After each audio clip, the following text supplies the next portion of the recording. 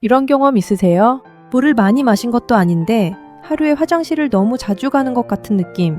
외출하기 전에 가방 챙기기보다 화장실 위치부터 머릿속에 떠오르는 습관. 밤에 겨우 잠들었는데 소변이 마려워서 깨고 다시 자려고 누웠는데 또 마려운 것 같은 그 불편함. 그리고 혼자 이런 생각을 하시죠. 방광이 약해진 건가?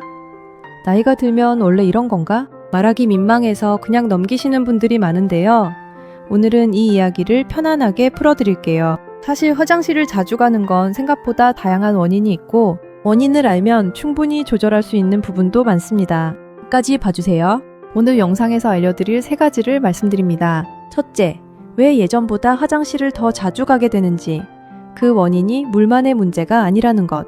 둘째, 생활 습관으로 충분히 조절할 수 있는 원인과 반드시 확인이 필요한 신호를 어떻게 구분하는지. 셋째, 오늘부터 바로 바꿀 수 있는 생활 조절법은 무엇인지. 민망하다고 넘기기엔 알고 나면 꽤 달라질 수 있는 내용입니다. 왜 예전보다 화장실을 자주 갈까요?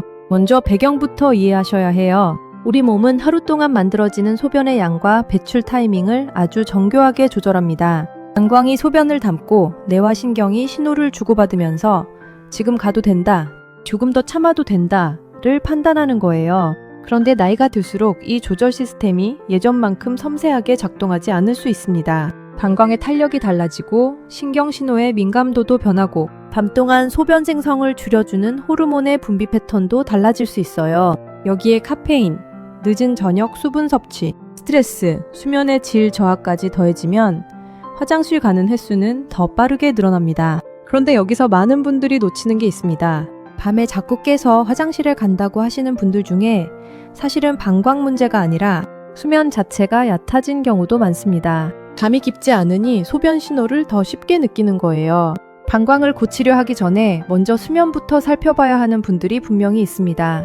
이 구분이 오늘 핵심입니다. 이쯤에서 많은 분들이 이렇게 오해하고 계십니다. 물을 많이 마셔서 그런 거겠지. 나이 들면 원래 자주 가는 거 아니야? 참으면 방광이 단련되겠지. 밤에 깨는 건 잠이 얕아서 그런 거니까 화장실 문제는 아니겠지? 이 중에서 가장 잘못된 오해 2가지만 짚겠습니다. 첫 번째, 참으면 방광이 단련된다는 생각입니다. 비뇨기과 전문의들은 오히려 반대로 설명합니다. 지나치게 오래 참는 습관은 방광 근육에 과부하를 주고 장기적으로 방광 기능에 오히려 좋지 않은 영향을 줄 수 있습니다. 무조건 참는 게 답이 아니에요. 두 번째, 나이 들면 당연하다는 생각입니다. 미국 국립당뇨병 소화기 신장질환연구소 NIDDK에서는 잦은 소변과 절박뇨를 단순한 노화 현상으로 치부하지 말고 원인에 따라 충분히 관리하거나 치료받을 수 있는 증상으로 접근하도록 안내하고 있습니다. 나이 탓으로 넘기기엔 개선할 수 있는 여지가 충분히 있습니다. 그럼 화장실을 자주 가게 되는 진짜 이유 4가지를 알려드립니다. 하나, 방광이 예민해졌을 수 있습니다. 참기 어려운 소변 욕구, 이게 핵심입니다. 단순히 소변 횟수가 많은 것과 갑자기 참을 수 없을 정도로 급하게 소변이 마려운 것은 다른 이야기입니다.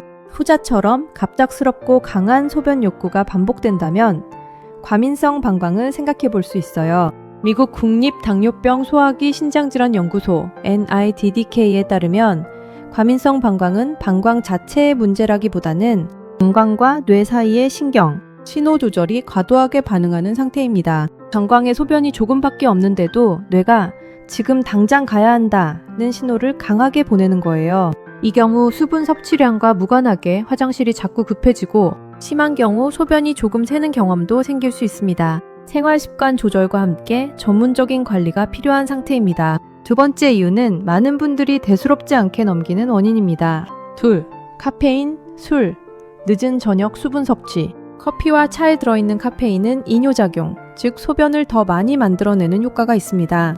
여기에 방광 자체를 자극하는 효과까지 더해져 카페인은 소변 횟수를 2가지 경로로 늘릴 수 있어요. 알코올도 마찬가지입니다. 술은 소변 생성을 억제하는 항이뇨 호르몬의 분비를 줄여서 마신 양보다 훨씬 많은 양의 수분이 소변으로 빠져나가게 합니다. 클리블랜드 클리닉은 야간뇨, 즉 밤에 소변 때문에 깨는 증상의 주요 원인으로 취침 전 과도한 수분 섭취, 카페인과 알코올 섭취, 수면 장애를 함께 꼽고 있습니다. 저녁 식사 이후에 커피나 술을 즐기시는 분들, 밤에 화장실을 자주 가는 이유가 여기에 있을 수 있습니다.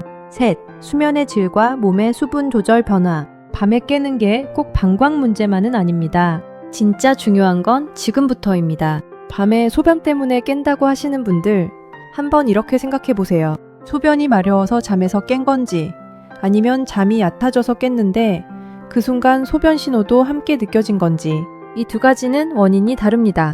우리 몸은 정상적으로 깊은 잠을 자는 동안 항이 호르몬 ADH를 더 많이 분비해서 밤사이 소변 생성을 줄입니다. 그런데 수면의 질이 떨어지거나 수면 리듬이 흔들리면 이 호르몬 분비 패턴도 달라질 수 있어요. 밤 동안 소변이 더 많이 만들어지는 야간 단뇨 상태가 되는 겁니다. 또한 잠이 얕아지면 소변 신호에 훨씬 민감하게 반응하게 됩니다. 낮에는 같은 정도의 방광 충만감도 뇌가 무시하고 지나가는데 얕은 수면 중에는 이 신호를 바로 잡아채는 거예요. 방광을 탓하기 전에 수면의 질부터 살펴봐야 하는 이유입니다. 넷, 혈당, 약물, 전립선. 마지막 이유는 생활 습관과 무관하게 몸 안에서 다른 변화가 일어나고 있는 경우입니다. 갑자기 소변 횟수가 늘었거나 특히 밤에 갑자기 잦아졌다면 혈당 문제를 생각해 봐야 할 수 있어요.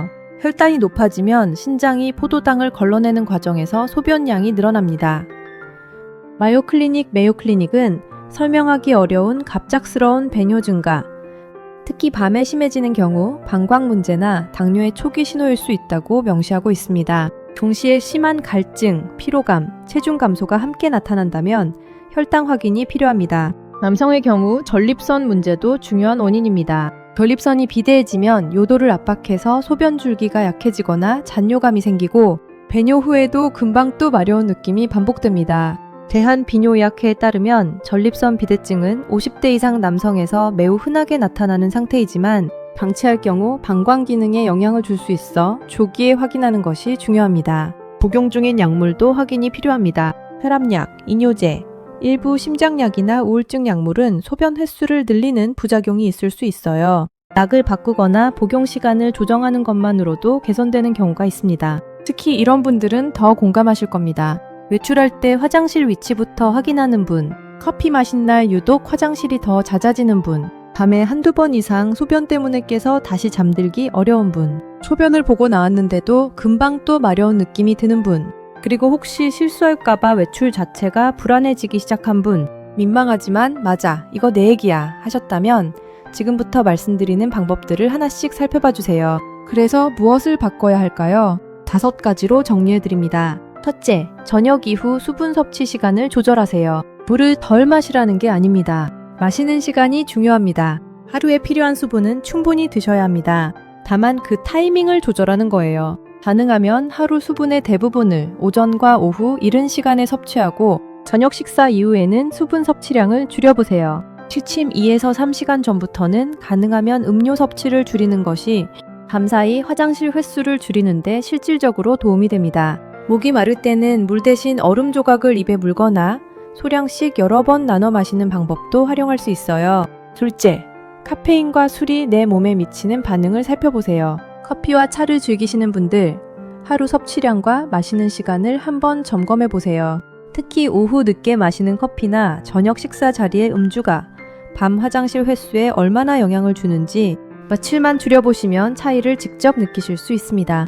카페인에 민감한 분들은 녹차나 홍차 같은 차류도 저녁에는 피하시는 게 좋습니다. 셋째, 너무 오래 참거나 습관적으로 자주 가는 패턴을 점검하세요. 화장실을 참는 것도 반대로 습관적으로 미리 가는 것도 모두 방광 훈련에는 좋지 않습니다. 비뇨기과 전문가들이 권고하는 건 방광 훈련, bladder training이라는 개념인데요. 소변이 마려운 느낌이 와도 처음에는 5분, 그 다음엔 10분, 점차 시간을 늘려가며 참는 연습을 통해 방광이 더 많은 양을 담을 수 있도록 적응시키는 방법입니다. 다만 이 방법은 전문가의 안내 아래 진행하는 것이 안전합니다. 넷째, 수면 리듬과 스트레스도 함께 보세요. 밤에 화장실 때문에 깨는 문제는 방광만의 문제가 아닐 수 있다고 앞서 말씀드렸죠. 수면의 질이 개선되면 야간 배뇨 횟수가 줄어드는 경우가 많습니다. 취침 전 루틴을 만들고 화면을 일찍 끄고 수면 환경을 정리하는 것. 방광을 위한 노력이기도 하지만 수면을 위한 노력이기도 합니다. 만성 스트레스 상태에서도 방광이 더 예민하게 반응할 수 있어요. 몸 전체가 긴장 상태에 있으면 방광도 함께 긴장합니다. 다섯째, 증상 패턴을 기록해 보세요. 하루에 몇 번 가는지, 어느 시간대에 몰리는지, 어떤 음료를 마신 날 더 심한지, 밤에 몇 번 깨는지. 이 기록이 있으면 본인 스스로 원인을 파악하는 데 도움이 되고 병원을 방문했을 때 의사가 원인을 찾는 데도 큰 도움이 됩니다. 스마트폰 메모 앱에 간단히 적어두는 것만으로도 충분합니다. 그러나 생활 습관을 조절해도 나아지지 않거나 이런 증상이 있다면 반드시 병원 점검을 받아보세요. 소변을 볼 때 통증이 있거나 타는 듯한 느낌이 드는 경우, 소변에 피가 섞여 보이는 경우, 이 두 가지는 요로 감염이나 방광 관련 문제의 신호일 수 있어요. 특별한 이유 없이 갑자기 소변 횟수가 크게 늘어난 경우, 심한 갈증, 체중 감소, 피로감이 함께 나타나는 경우, 이는 혈당 문제의 가능성을 함께 살펴봐야 합니다. 밤에 여러 번 깨서 수면과 일상생활 전반에 지장이 생기는 경우, 남성의 경우 소변 줄기가 약해지거나 잔뇨감이 반복되는 경우, 대한비뇨의학회는 야간뇨가 일주일에 이틀 이상, 밤에 2회 이상 반복된다면 단순한 수분 조절 문제를 넘어 전문적인 평가가 필요하다고 권고하고 있습니다. 민망하다고 참고 넘기기엔 원인을 빨리 알수록 빨리 나아질 수 있는 문제입니다. 오늘 내용 잘 들어보셨나요? 그럼 한 줄로 정리해 보겠습니다. 화장실을 자주 가는 건 물 때문만이 아닙니다. 방광 민감도, 카페인, 수면의 질, 혈당, 약물, 전립선까지 다양한 원인이 복합적으로 작용할 수 있습니다. 겁먹을 필요는 없습니다.